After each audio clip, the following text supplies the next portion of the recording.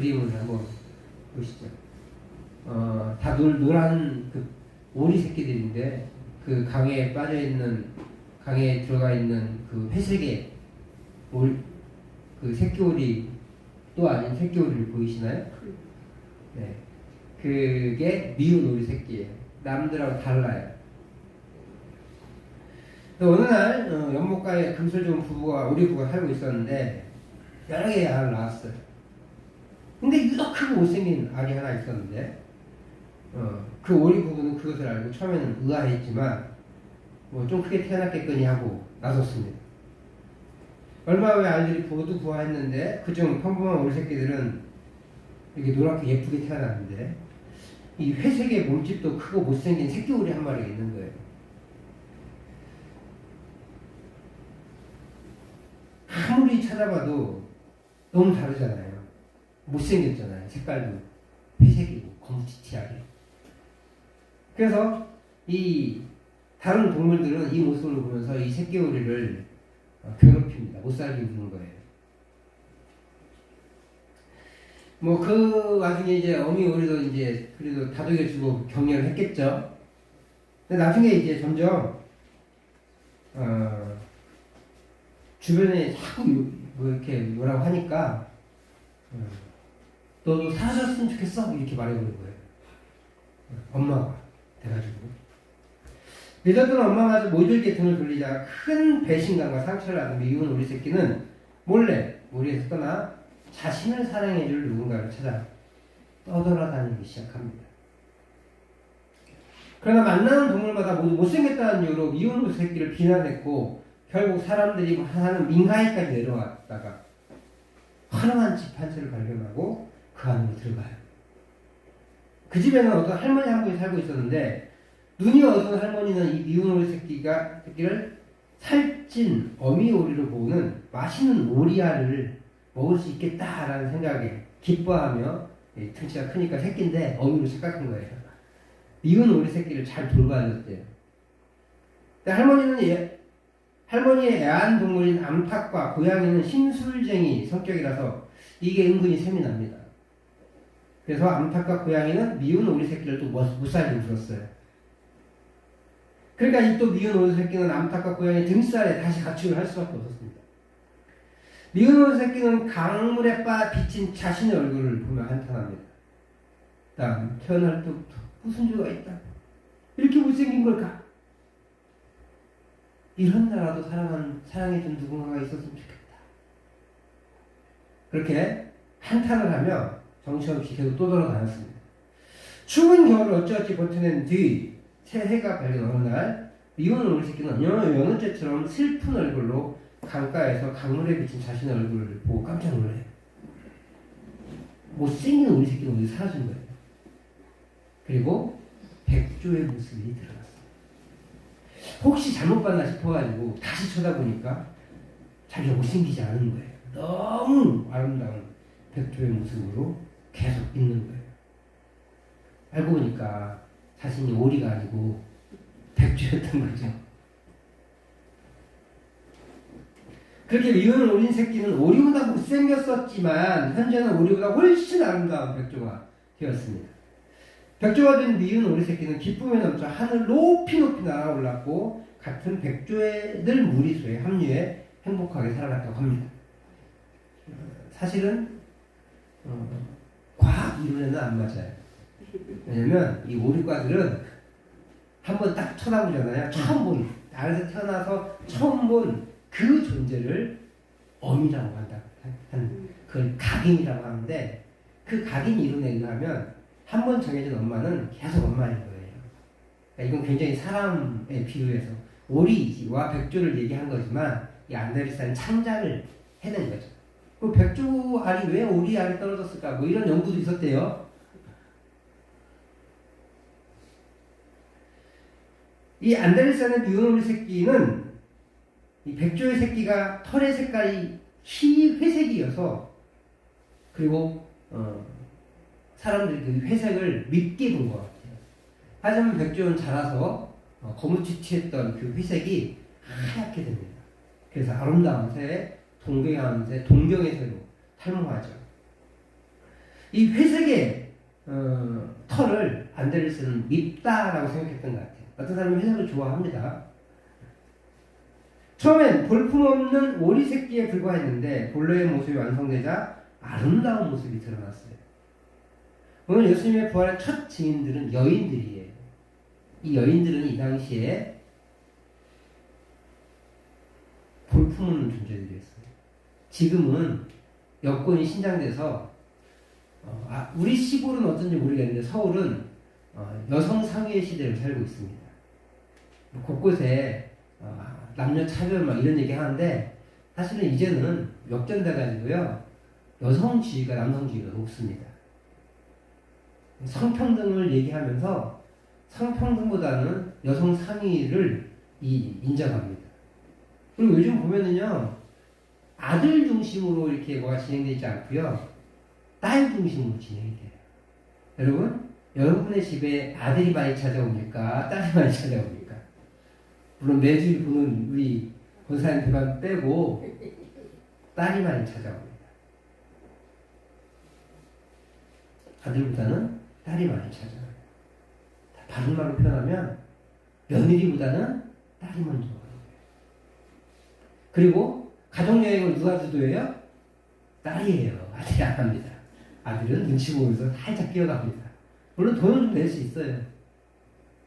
이런 걸 보면 우리 사회는 이제 여성 중심의 사회가 되어가고 있어요. 그러나 예수님 시대에는 늘 얘기했던 것처럼 여인의 삶은 기구함의 결정판이었어요. 여인은 사람의 수에 들어가지 않습니다. 어린아이와 여인은 그냥 재산에 들어가 있어요. 재산이니까 많으면 많을수록 좋겠죠? 그러니까 일부 자체가 있는 거예요.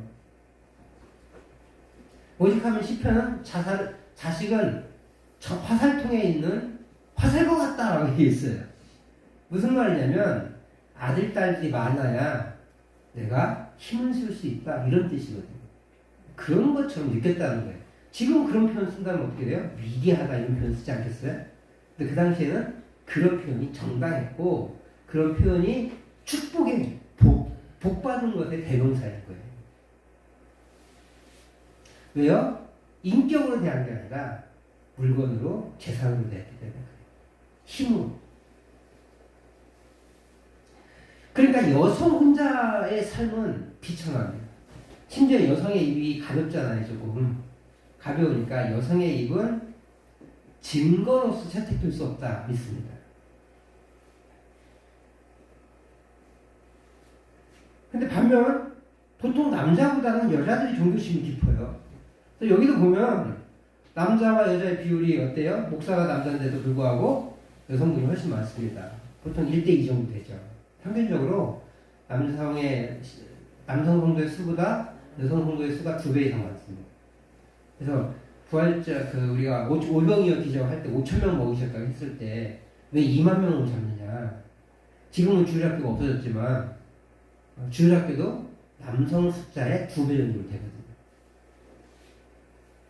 그래서 5,000명의 2배, 5,000명의 2배, 2만 명, 2만 5천 명 이렇게 오는 거예요.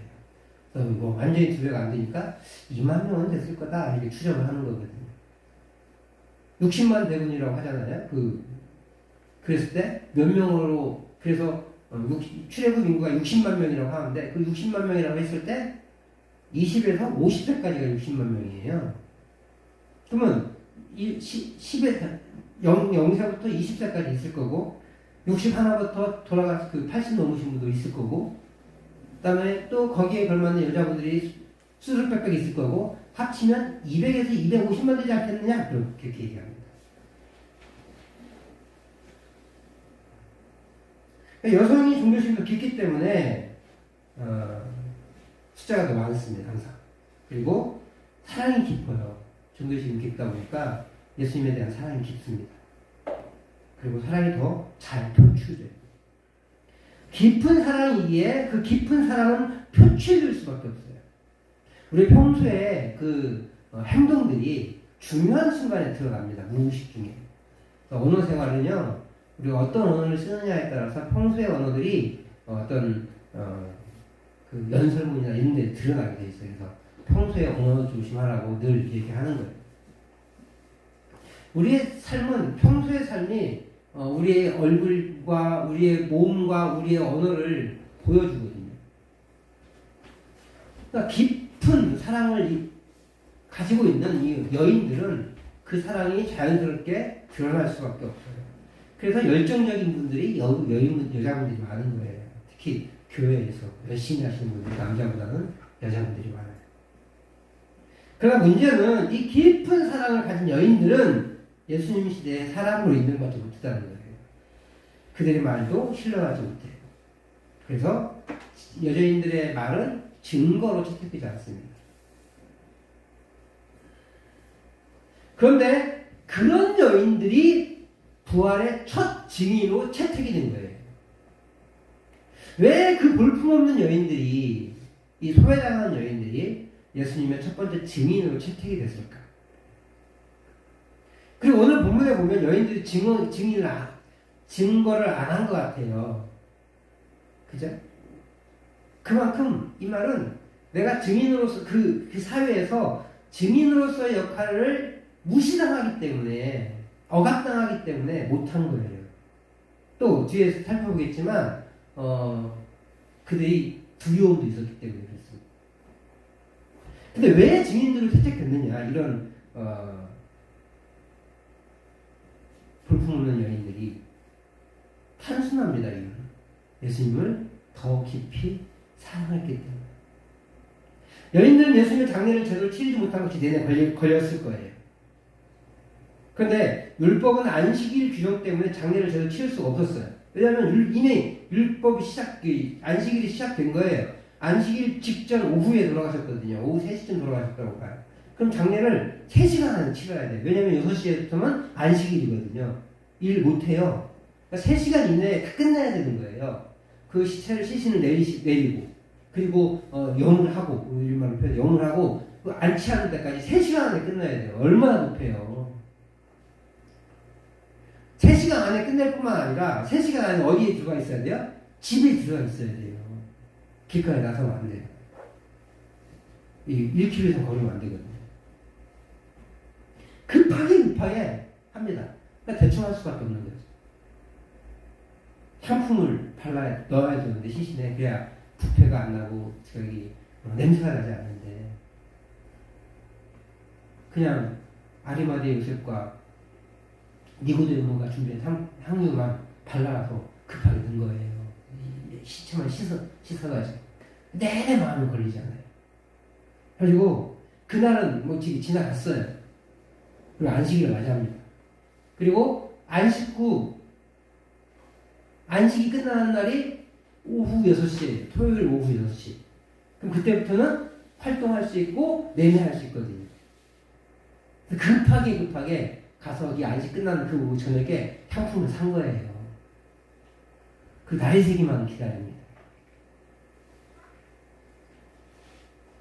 해가 뜨자마자 그들은 무덤을 향해 달려가요. 얼마나 정신이 없었는지 가다가 생각이 났어요. 아차! 돌 누가 옮기지? 근데 그러면 이제 빨리 돌아가서 베드로 데려가자 이래야 되잖아요? 근데 그런 생각이 없는 거예요. 그냥 무작정 갑니다.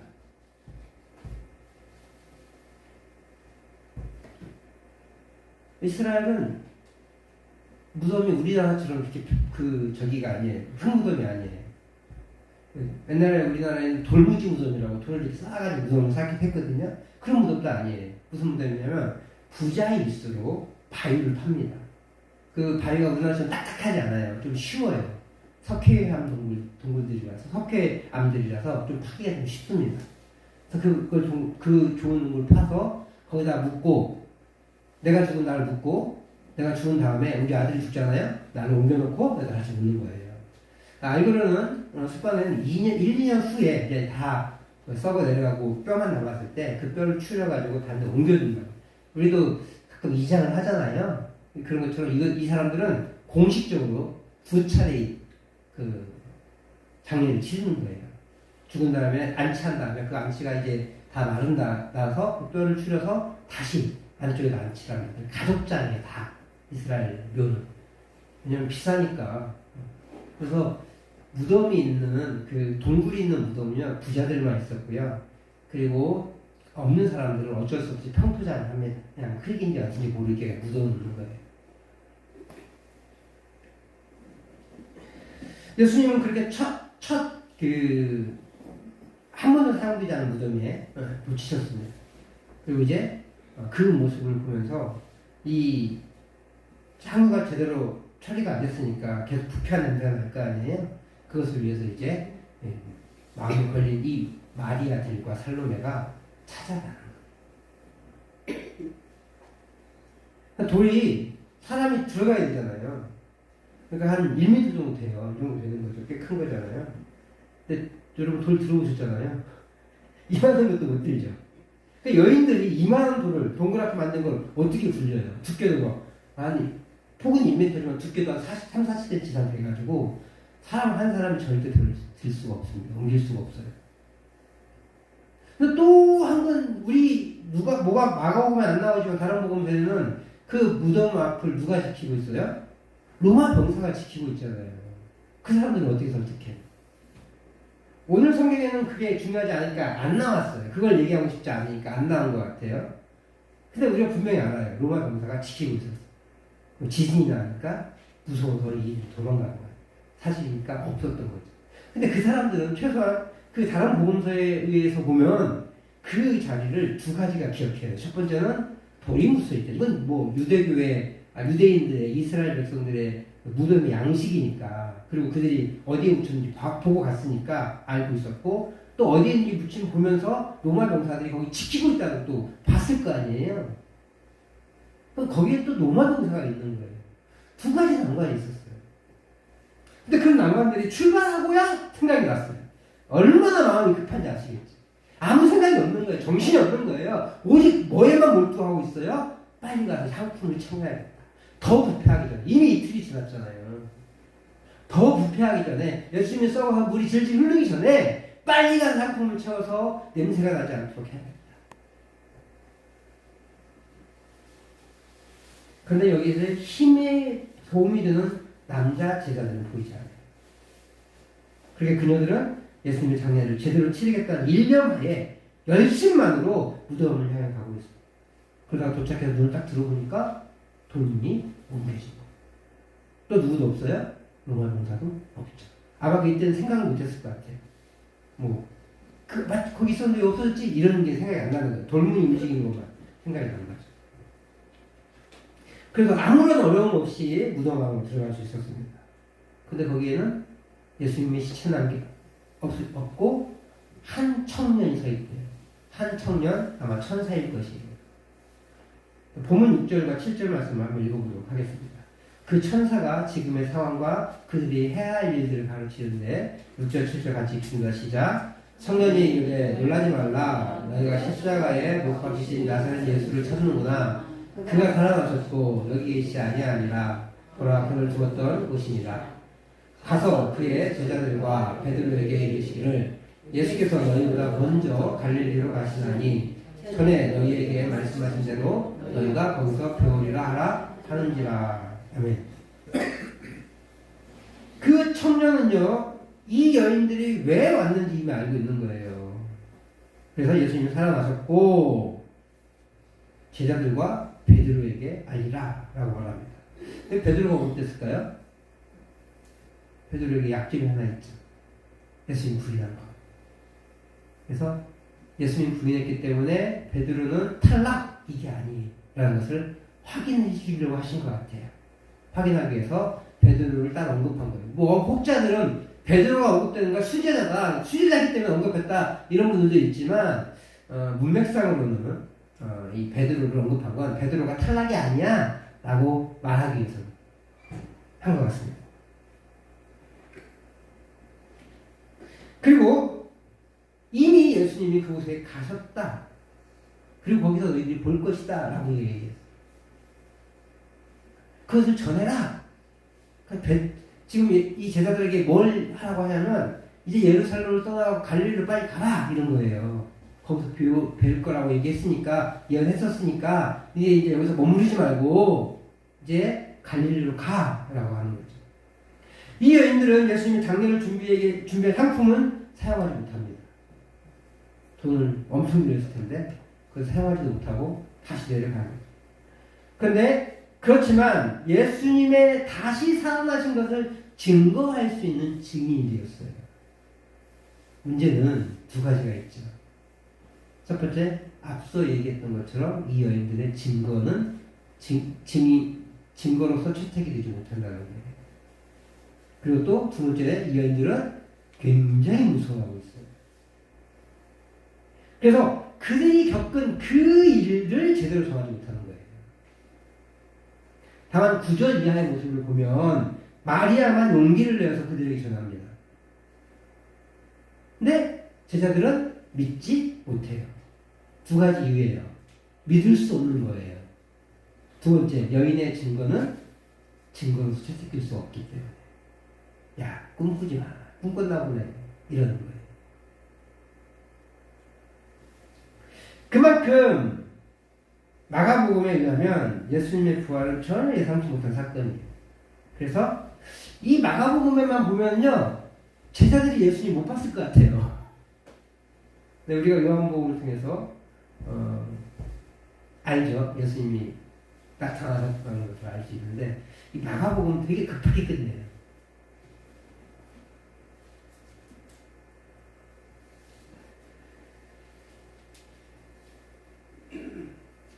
그래서 이 예수님의 부활이 전혀 예상하지 못한 사건이기 때문에 이 여인들도 그곳에서 도망치듯 나온 거예요. 예수님이 사라지신 거죠. 그리고 갑자기 천사가 나타나가지고 그런 얘기하니까 무서운 거죠. 그리고 이 당시에 천사는 굉장히 무서운 존재였어요, 사실. 그게 굉장히 무서워서 빨리 도망 나온 거예요. 그리고 전하지 않았습니다. 무서워서. 그리고 어차피 내 말 들어주지도 않으니까. 그래서 입이 막혔어요. 전하지 못한 거죠. 천사의 소개는 그들을 두렵게 만들었어요. 천사라는 존재 자체가 두려웠던 거죠. 동시에 살아나셨다고 하기는 하지만 여기 계시지 않으니까 모습을 볼 수가 없잖아요. 그 보이지 않는 모습을 걱정할 수밖에 없는 거죠. 하지만 천사는 그 빈 침상을 보여주면서 여기 계시지 않고 먼저 갈릴리로 가신다라고 말씀하세요. 먼저 갈릴리로 가시다니 라고 말합니다. 거기 가면 볼 수 있다는 거예요. 역시 제자들은 반응하지 않습니다. 다시 말하지만 믿을 수가 없기 때문입니다. 여인들은 그들의 소식을 감히 전하지도 못하였고 용기를 낸 막달라 마리아가 전하긴 했지만 역시 믿지 않아요.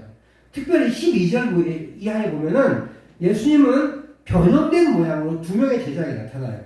12사도인지 아닌지 알 수 없어요. 엠마오로 가는 두 제자가 나타나요. 그리고 그 두 제자도, 두 사람도 다시 제자들 11제자에게 와가지고 설명을 합니다. 그럼에도 혹시 못 믿어요. 그게 마가복음의 부활의 사건이에요. 굉장히 부정적이죠. 굉장히 믿음 없죠. 예수님을 사랑한다는 그 열정적인 마리아들도 예수님의 부활을 인지하지 못하고 생각지도 못한 거예요. 그리고 부활 사건이 나타나니까 겁이 나는 거죠. 그리고 제자들 그렇게 3년간 따라다니면서 예수님이 몇 번씩 얘기했는데 내가 죽었다가 부활할 거야. 죽었다가 부활할 거야. 고난받다가 부활할 거야. 몇 번씩 얘기했는데 기억하지 못해요. 믿지 못하는 거예요. 최소한 우리 상식이 있는 인간들이라면, 사람들이라면 맞아, 예수님 그랬었지 라고는 해야 되잖아요. 근데 별 볼 일 없는 여인들의 그 증거를 별 볼로도 생각합니다. 그래서 예수님이 이 별 볼 일 없는 여인들을 택했는지 모르겠어요. 유력한 자가 얘기했으면 믿고 싶지 않고 믿으실 것 같은데 이 법정에서 증거도 채택되지 않는 이 여인들의 증언을 믿을 수가 없는 거죠. 근데 그것을 믿는 것이 믿음인 거잖아요. 그래서 어쩌면 하나님께서 약한 자를 들어 쓰시는 것 같아요. 그 약한 자가 전하는 그것을 믿음으로 눈으로 바라봤을 때만 인정할 수 있으니까. 권위에 의해서, 힘에 의해서 굴복되지 않도록 진정한 믿음이 일어날 수 있도록 하기 위해서 약한 자와 비천한 자를 들어 쓰시는 거 아닌가 하는 생각을 해보게 됩니다.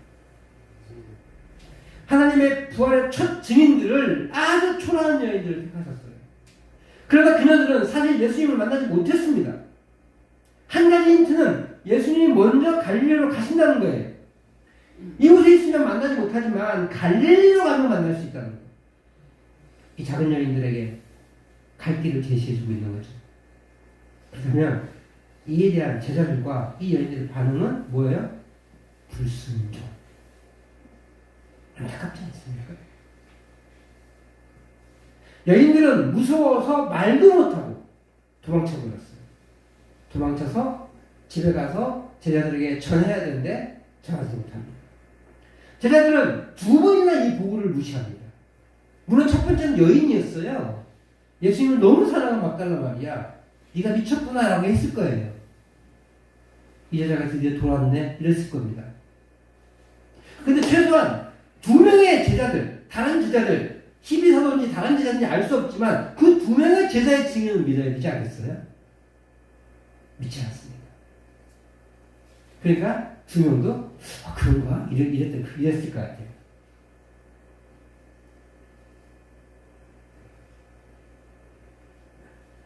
부활에 대한 사람들의 반응은 먼저 기대하지 않았다는 거예요.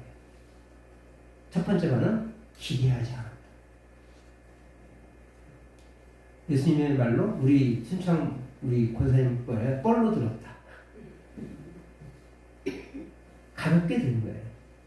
아니 사실 중요하지만 너무 쉬워하면 이해 못하잖아요.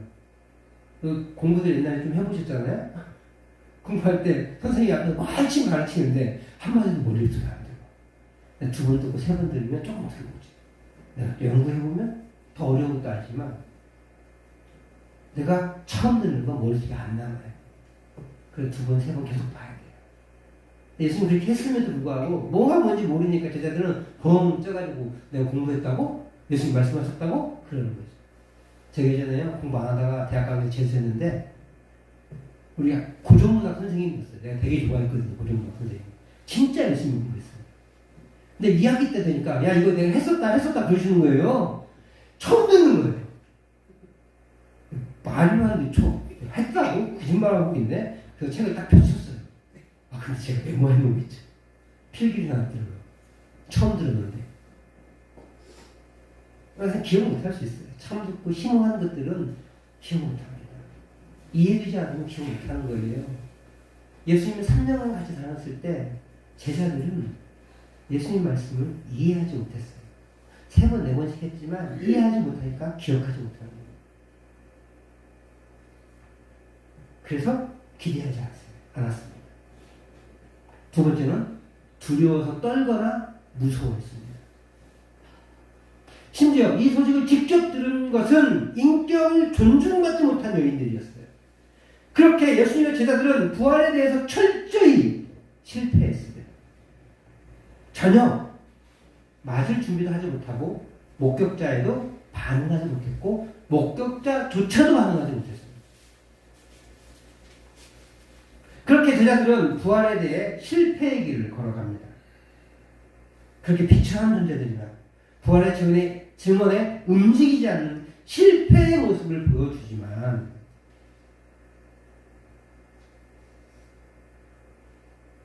하나님은 그들을 사용하십니다.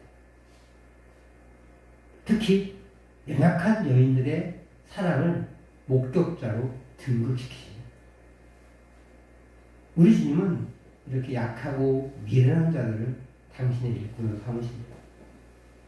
왜 그러실까요, 도대체?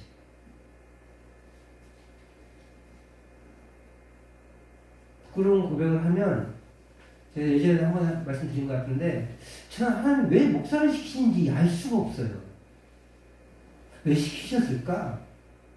잘난 게 하나도 없는데 왜 시키셨을까? 곰곰이 생각해 봤어요. 한참 동안. 오랫동안. 근데 이런 것 같아요. 내가 너 사랑하고 네 사랑을 내가 받고 싶은데 너 목사 안 하면 사랑 고백 안 할 거잖아. 너 세상 살기 바빠가지고 나 사랑 안 할 거잖아. 그래서 목사 삼으신 것 같아요. 지금 하나님 원망했습니다. 하나님 이왕 목사 시키실 거면 좀 이렇게 제대로 좀 만들어 놓고 똑똑하게 만들어 놓고 좀 시키시지. 뭐 한다고 이렇게 못나게 만들어 놓고 목사하라고 그러세요. 짜증나게.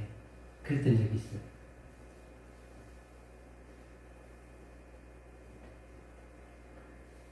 우리 주님은 이렇게 나약하고 비천한 여인들을 들어 쓰십니다.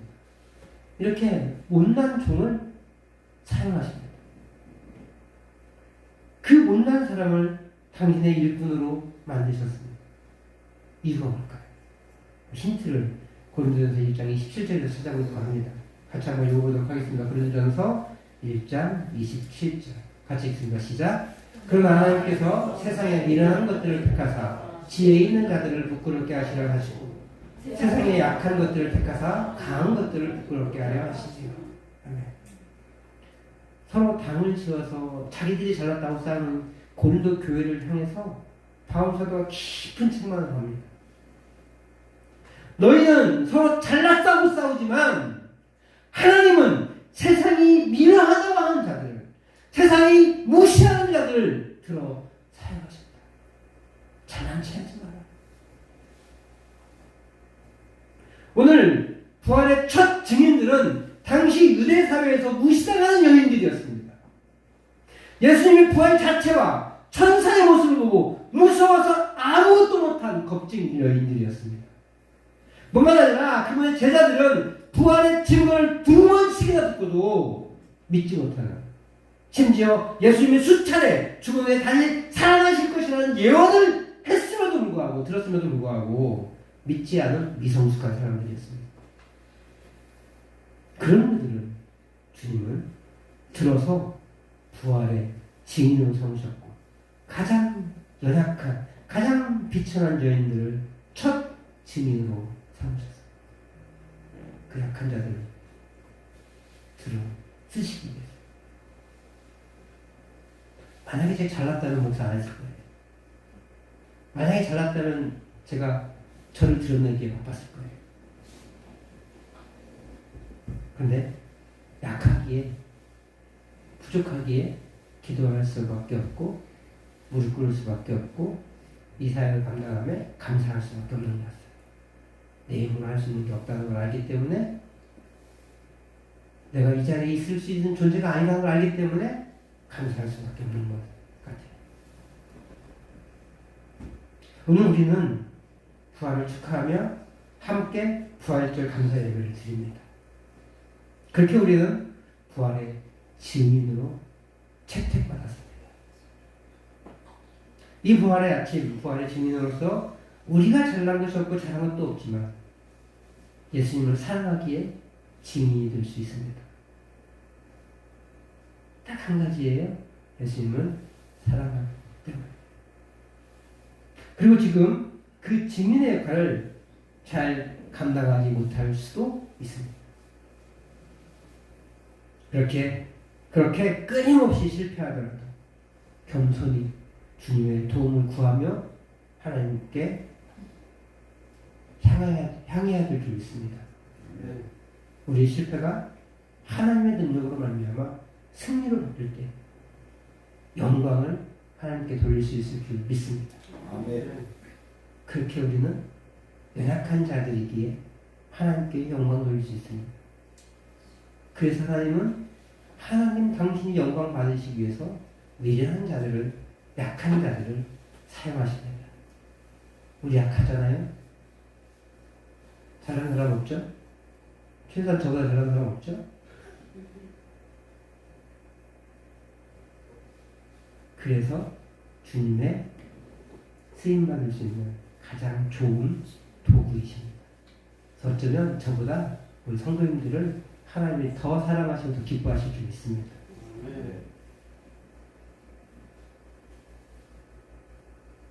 부활의 이 아침 우리의 부족함을 바라보는 것이 아니라 약할 때 강함 되시고 그 약할 때 강함 되시는 그 하나님을 기대하며 오늘도 우리 부활의 증인의 삶을 살아갈 수 있는 우리 성도들 주님을 축복합니다. 오늘요 계란을 많이 준비했어요. 집에 장조림 해먹으라고 준비한 거 아니고요. 또 부활절 계란 먹는 게 또 낙이고 기쁨이니까 드셔야 되죠. 많이 준비했으니까 한 개는 나를 위해서, 그리고 다른 두 개는, 그러니까 총 3개를 가져가시는 거예요. 2개는 이웃 함께 나눌 사람을 위해서. 우리 교회에 오늘 출석하지 못한 가족들도 괜찮고요. 되도록이면 그 이웃집에 방문하셔서 오늘 그렇게 교제하면서 오후를 보냈으면 좋겠습니다. 그래서 오늘 오후 묵상 모임은 안 하려고 합니다. 묵상 모임도 훌륭하고 은혜롭고 필요하지만 오늘만큼은 부활의 증인으로서 집에서 널브러지지 마시고 꼭 이웃으로 가셔서 우리 부활절이라 계란 갖고 왔어 하면서 가셔서 이야기 나누시고 기회가 있으면 복음을 전하시고 그렇게 해서 부족한 자이지만 연약한 자이지만 미련한 자이지만 하나님께 쓰임받는 주의 일꾼 되시기를 주의로 축복합니다.